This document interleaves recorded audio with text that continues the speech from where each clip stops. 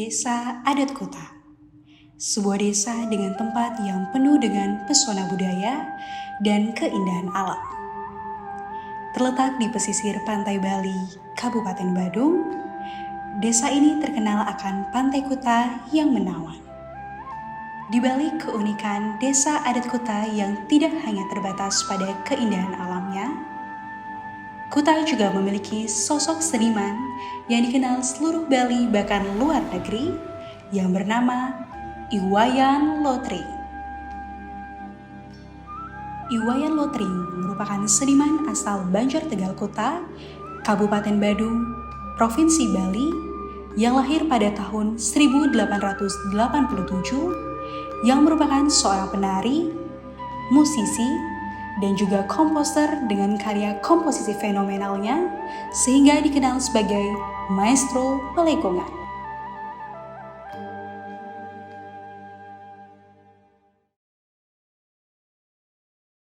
Om Swastiastu, nama saya Jeromangku Wayan Purse. Saya adalah pernah dijadikan keponakan dari almarhum Iwayan Lotring.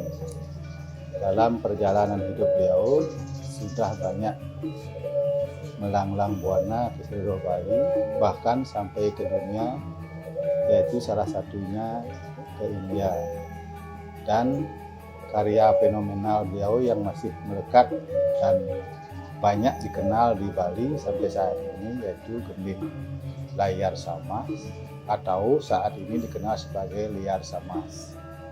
Jadi bisa saya ceritakan terbentuknya gending pelegongan layar samas ini saat beliau sedang berada di pantai Kuta dengan melihat pemandangan perahu layar, dan seketika itu muncullah ide beliau dan terciptalah gending pelegongan layar samas yang mengimajinasikan gemilau hamparan beraneka ragam perahu layar di pantai Kuta. Beliau juga tidak hanya bergelut di bidang pelegongan saja, tetapi juga angklung, gender wayang, bahkan juga pejogedan, gandrung hingga kekebiaran.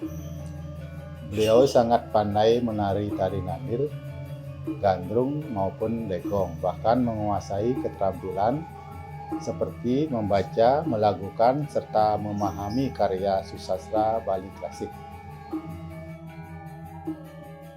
Selain sebagai komposer gending pelegongan, dahulu beliau juga menjadi guru kesenian, baik itu tari ataupun gamelan, karena kepandaian beliau dan dedikasinya beliau dalam mengajar seni tradisional Bali yaitu tari, gamelan, dan sastra, sehingga membuat para pakar seni internasional menyebutnya dengan julukan jarum emas murni.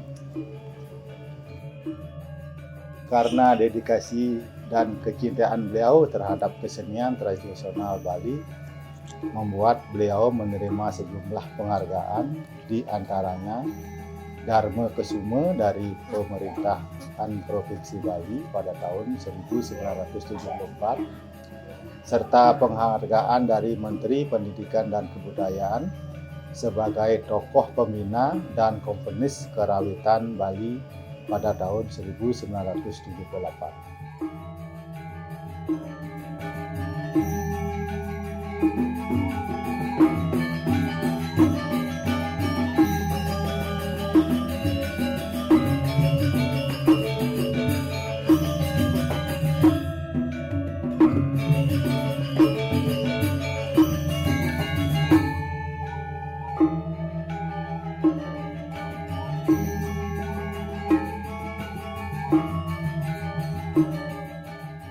Pengalaman saya pada saat guru Lotring mengajarkan saya menari, beliau sangat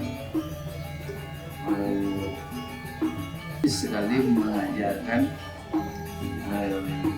bagaimana bentuk-bentuk tari yang harus dihafal kepada muridnya. Pada tanggal 13 Februari 1983,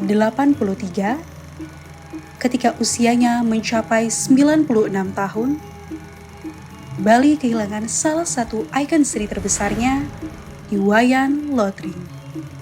Namun, wafatnya beliau tidak pernah membuat namanya redup dalam dunia seni.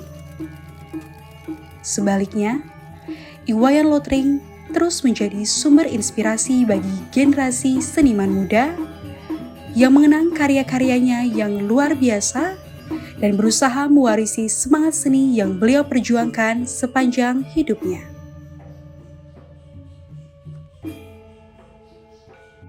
Karya tari Legong Lotring ini terinspirasi dari seorang seniman yang berasal dari Banjar Tegal Kute bernama Iwayan Lotring, di mana beliau merupakan seorang komposer yang dikenal dengan tabuh pelegongan. Karya tari Legong Lotring ini merupakan tari legong kreasi dalam bentuk penghormatan dan mengenang Iwayan Lotring atas dedikasi beliau dalam berkesenian. Saya berusaha menyatukan keindahan gerakan tari legong dengan kompleksitas gending pelegongan dalam sebuah karya yang memukau. Dalam setiap gerakan tari, saya berusaha menggambarkan kekuatan dan keindahan yang pernah ditunjukkan oleh sang maestro Iwayan Lotring. Saya merasa bangga dengan sosok beliau yang sangat luar biasa sebagai seorang maestro pelegongan yang tidak hanya dikenal di Bali tetapi juga di luar negeri. Dengan karya ini, saya berharap generasi muda atau generasi penerus selanjutnya mengetahui atau menyadari tentang seniman Iwayan Lotring dan menjadi panutan untuk terus menjaga seni dan budaya.